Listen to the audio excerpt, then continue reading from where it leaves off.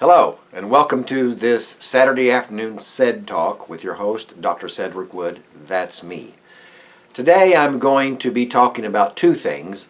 One will be relationship skills, but that will be second.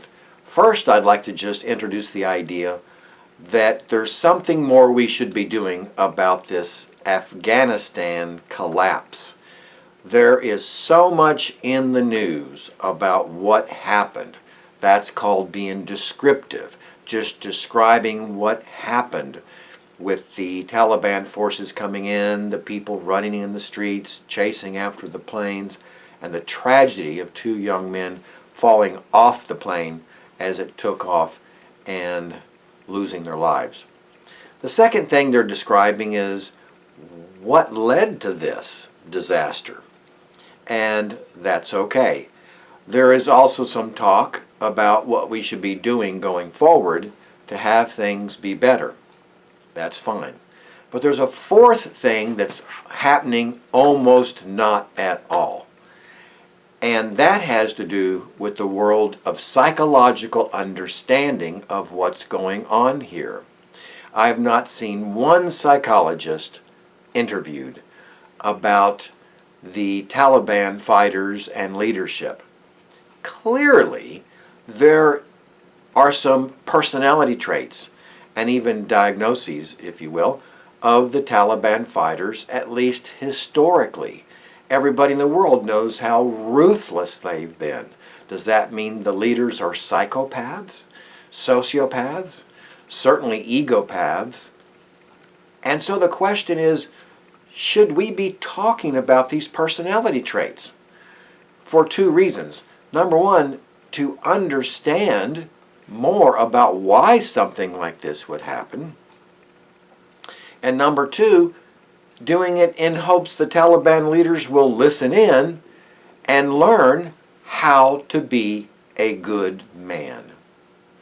Ever since Socrates, 2,500 years ago, we've talked about living a good life or being a good man. Well, I am not prepared to talk about the politics of this whole disaster in Afghanistan. But I am qualified to talk about the psychological underpinning of what this, why this is happening. I have 200 graduate hours in psychology, counseling, and family therapy.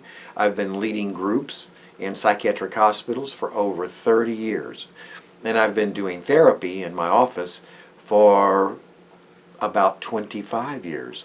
So I think I've reached a place in my career where I might be qualified to talk about the personality traits that we see happening with the Taliban.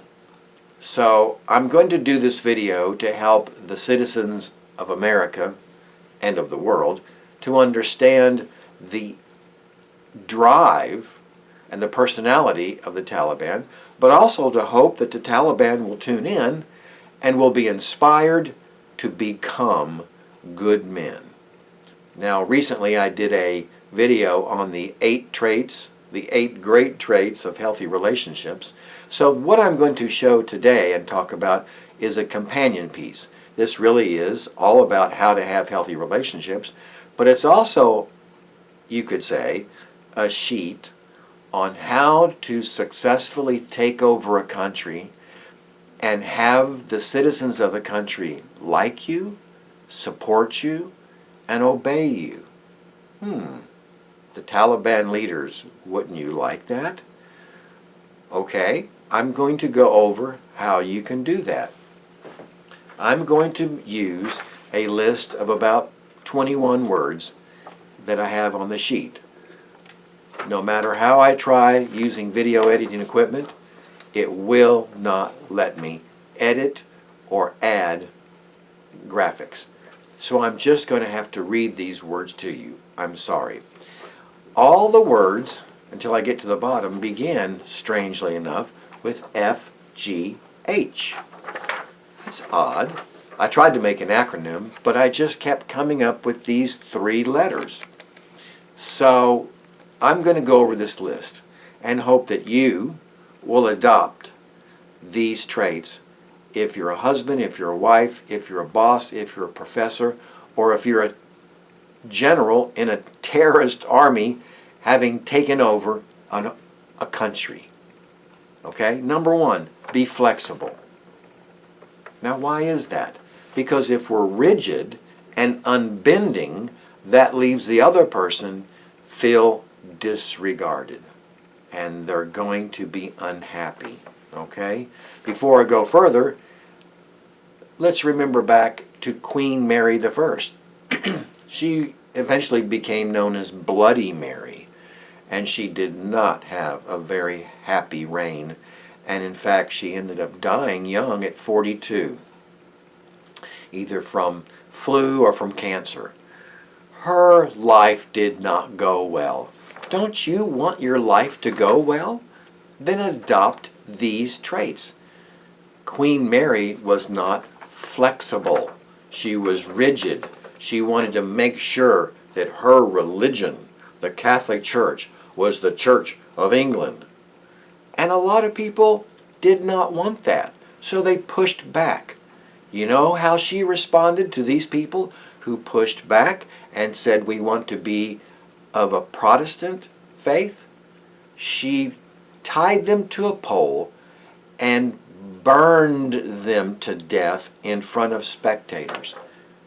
What a horrible thing to do to another human being, and especially just for having a different opinion and a different religious style than what you have. What a tragedy. What a horror. Please, I beg of any despot in the world, and especially the Taliban leaders, don't kill people just because they have a different point of view. So be flexible. Number two, be generous. Now that usually means with money or time, but it also has to do with being generous of spirit.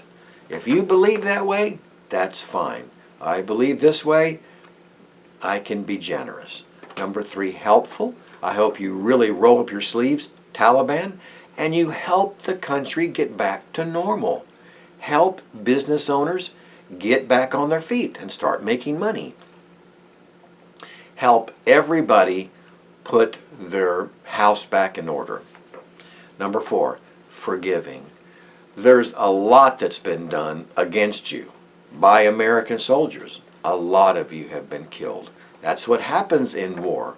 That's what happens when you become arrogant and demanding and aggressive with guns, is you go into battle and you kill some people, and then some of your people are killed as well. That's tragic, okay? You can hang on to that. You can choose to remember that and try to get revenge, or you can dedicate yourself to forgiving the American soldiers and the Afghan soldiers who fought against you, and moving on and creating a space of generosity and forgiveness. The next word on here is my favorite one of the whole list, gracious. It's based on the word grace. That's really another word for being forgiving. It's a word that means I'm going to be flexible and generous. These four words just go together. Forgiving and gracious. I'm not going to hang on to my hatred. I'm not going to hang on to my judgmental attitude. I'm not going to hang on to my need for control and power and domination. I call that PCD personality. That's not going to get you where you want to go. Okay? Try to adopt these traits. Be gracious. Allow other people to have their attitudes and their lives.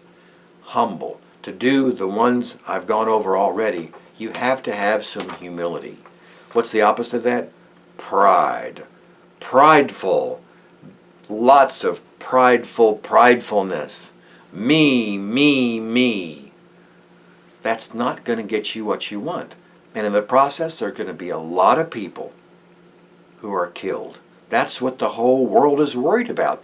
That you're going to become a murderous lot, torturing and maiming and killing people in Afghanistan. Please don't do that. That is so ruthless. It's so full of horror. It's so devastating. Don't you want to create peace, love, and harmony? Maybe those words are strange to you. Maybe you grew up in a household where there was no peace, love, and harmony. There was strife and conflict and anger. No wonder you've developed this personality style over the many years. Many of the soldiers did not have a father growing up. This was confusing and heartbreaking. That where was my father? Where is the family that I need? Two psychologists in Washington, D.C. at APA presented on that. They studied, I think it was about 10 terrorists who had been involved in an attack and lived. So they were there to interview, and 9 of the 10 reported they did not have a father growing up. No wonder they reached out for a strong male presence to help guide me through my young adult life. That's tragic. But let's create an atmosphere of love and calm in Afghanistan, please. The next word is forward thinking. If you focus on the past and the strife, and yes, the killings that have happened amongst your people, then you're going to be full of bitterness and anger and resentfulness and aggression. That's going to feel good in the moment to aggressively harm people, but it's not going to work for you in the long run. Despot after despot after despot, a lot of them are the kings and queens of England. They ruled with a harsh hand and they suffered in the end. Please don't do that. Grateful. You should have an attitude of gratitude. There wasn't a horrible, bloody war between the American soldiers, the Afghan soldiers, and you, the Taliban. There wasn't. You should be grateful for that. Thank goodness. I mean, everybody's angry at President Biden for what he did, but you should be immensely grateful that he didn't stand there and fight and shoot a lot of bullets and throw a lot of bombs your way. That should help you be calm and more kind. Hopeful. Always remain hopeful for the future. Things may be tough right now as you start to take over Afghanistan, but try to be hopeful for a better tomorrow, and that's really up to you if you'll follow these traits. Forthcoming, be open and honest about what you're going to do.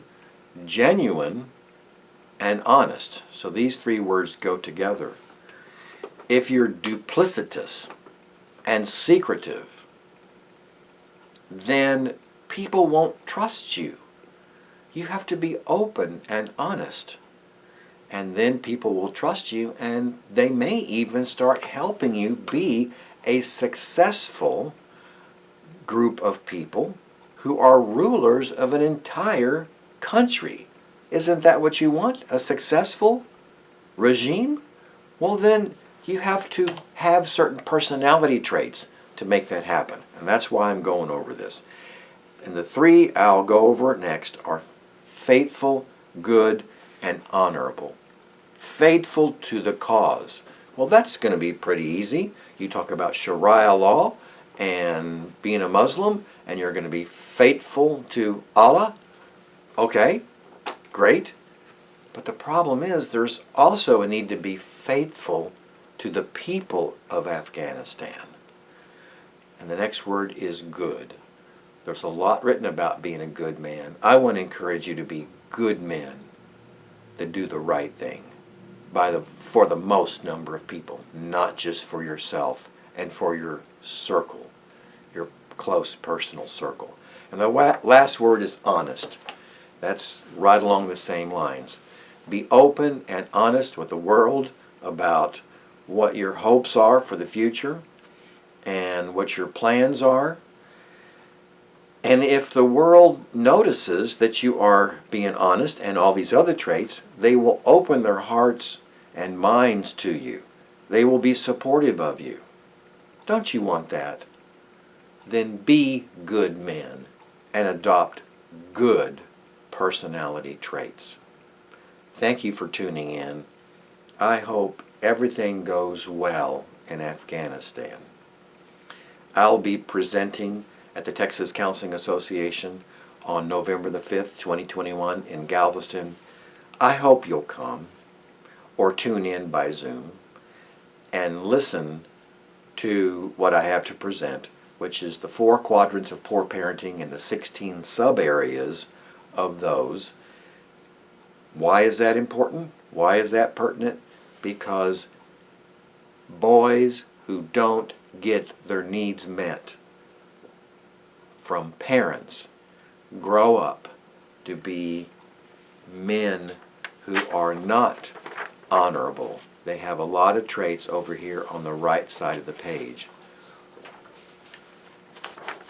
Things like rigid, controlling, full of resentful, pridefulness, disregarding of other people's needs, disingenuous, and that's not going to bode well for the country of Afghanistan and for the time that you are governing that country. So tune in to the other video where I do go over those 4 quadrants if you can't make it to Galveston. Thank you for tuning in. I appreciate it. God bless you. Have a good day.